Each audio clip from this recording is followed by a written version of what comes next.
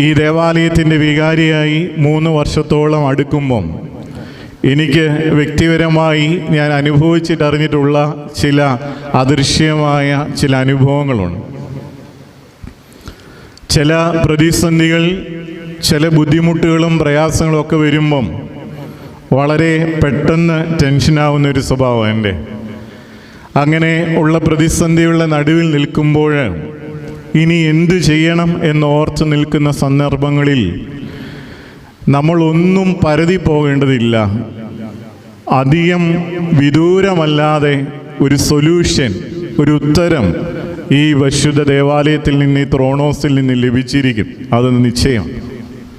അതിൻ്റെ ഒരു വലിയ സാന്നിധ്യം പുത്തങ്കാവൽ പരുമല കൊച്ചുതിരുമേനയുടെ തിരുശേഷിപ്പിടം ഇവിടെയുണ്ട്. അതേപോലെ തന്നെ പുത്തങ്കാവൽ കൊച്ചുതിരുമേനിയുടെ മധ്യസ്ഥത അന്ന്